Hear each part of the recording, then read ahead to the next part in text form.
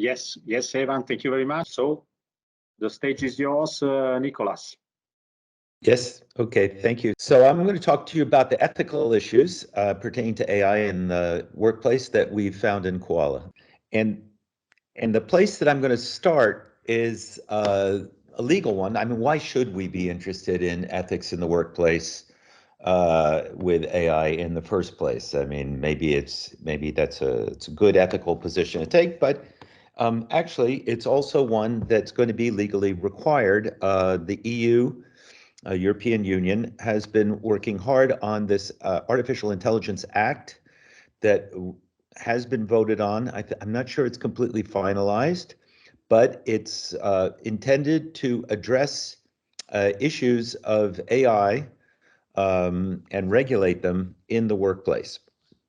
And I mean, there are these articles that you can read at your leisure, but the take-home message from the AI requirement to control algorithmic biases. As you know, when we do machine learning, we input data. If that data is skewed, it can introduce biases.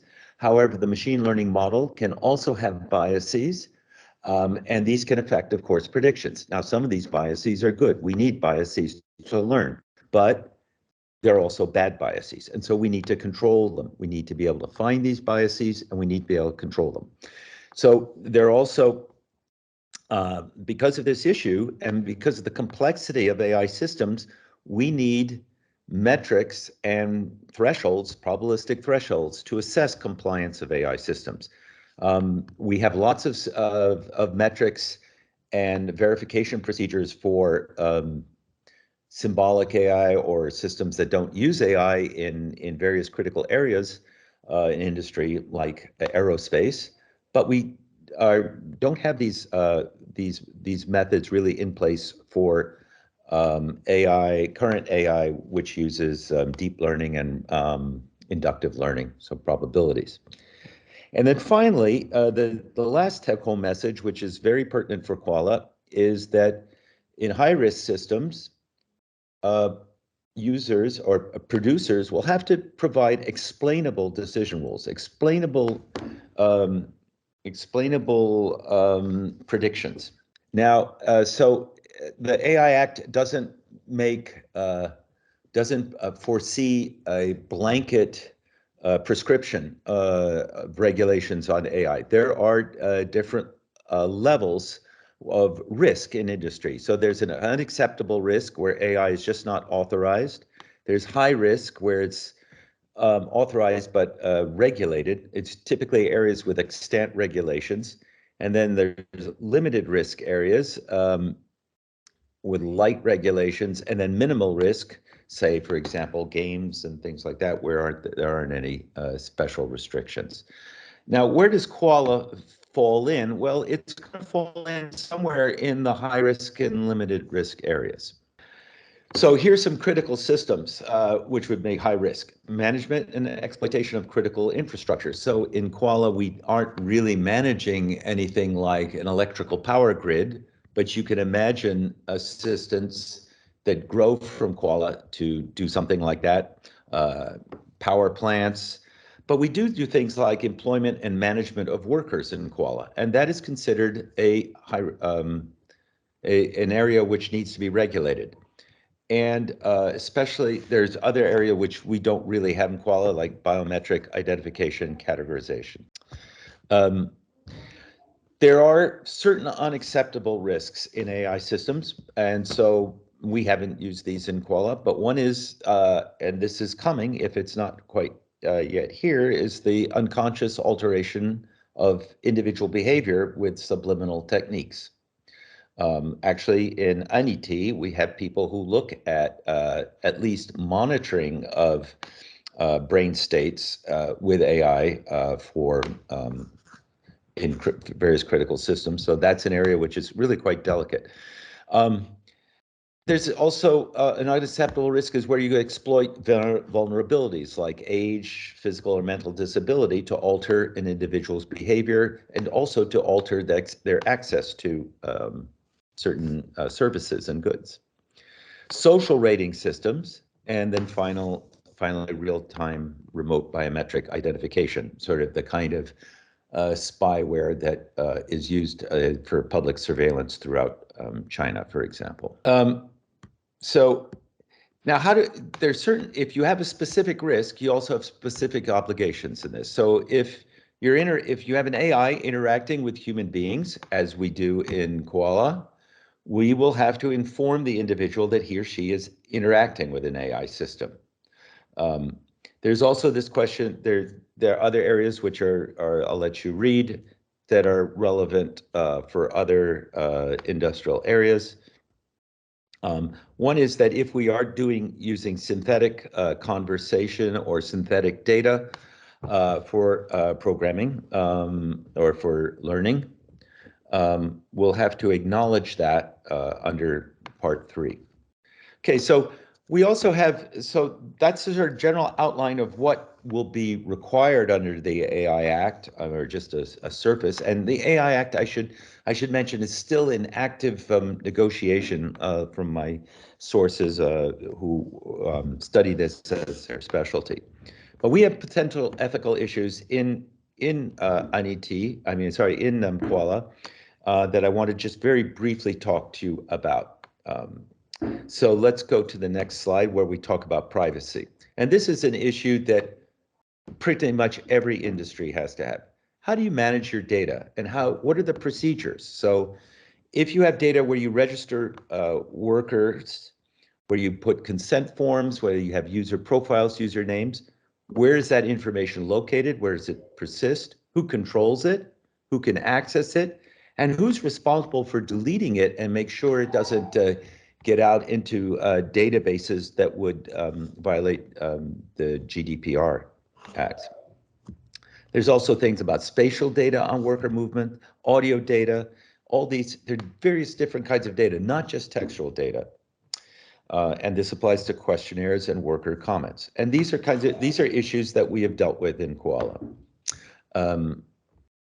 Okay, another issue that, I think everybody understood already from from prior EU regulations, the importance of privacy. But what I think, at least I didn't appreciate as much until we really started to work on COALA, was this issue of autonomy. And that is, how do humans interact with AI in these contexts? And what's the issue? One issue is control. Does the AI system control what the workers do? Or do the workers control the AI system? And really, we think that the ethical thing here, and the thing that will make workers more likely to accept this system, is if the workers feel, actually have guarantees that at runtime and over the life cycle of the product, they have effective control over AI and AI-directed processes. For instance, they have a capacity to stop the system if they feel it's not working right. Okay, so this is an important issue, and there's also one issue we've just been recently discussing is the issue of knowledge transfer. So we'll be talking about that much more in the next presentation with Evan. But one of the issues that can come up with workers is they feel that their knowledge can be appropriated by the AI without any recognition of the fact that it was they who gave that knowledge. It's kind of like copyright infringement or plagiarism, but it's a little bit different too. It's a murky ethical issue, but it is a real concern of some workers that we've found out recently. Okay, so let me go to the next slide, and the last one that in my short presentation here is one of the things that also scares people and continues to scare people is the notion of an AI system as a black box. So if you take modern systems that deal with language, which is my specialty, we now have architectures or models where we have hundreds of billions, maybe trillions of hyperparameters that need to be tuned. And the mathematics isn't so complicated. Basically, it is a sequence of matrices, matrix multiplications, and reweightings, and weights that are encoded in the matrices that are optimized through various kinds of gradient descent, most likely probabilistic gradient descent, so-called stochastic gradient descent. And that's where these very large models store a great deal of knowledge. They store them in those weights. And those weights are very difficult to get at. And actually, while we can understand, sequence of matrix multiplications of 10, 15 matrices that are reasonably small, these matrices get very big, at least 768 dimensions by 768, and often more, and there are tens and thousands of them. And at that point, the system becomes very difficult to understand. And we want when we're in the workplace, but also in science, we don't just want an AI system as an oracle. We need an oracle like Delphi, where you sacrificed a goat and hope that you got the right answer from the gods.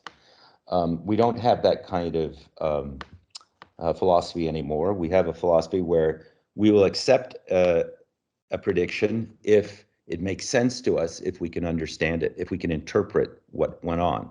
And to do that, we have to be able to explain the behavior of these machines. Now, there are many different types of explanations that can be offered, and that's something that we've studied in COALA. And we've centered on explanations that give absolute valid guarantees, in the sense that if you want to know why this prediction happened, then we have algorithms that will spit back this set of features that are necessary and sufficient for that prediction to have taken place. This relies on a technique of translating a machine learning method into logic. This method has been known since the 40s. But of course, we've only been able to really implement it with automated reasoning techniques very recently. And there are limits as to how far this can be carried. So in COALA, we've up to now, we've concentrated on smaller but transparent machine learning techniques that we can actually explain to workers and to end users and give absolute valid guarantees. And as we'll see in the question and answer period a little bit later on, for larger models, this just isn't possible, and I'll give you examples where actually approximating methods just go dramatically wrong. Okay, thank you, that's it.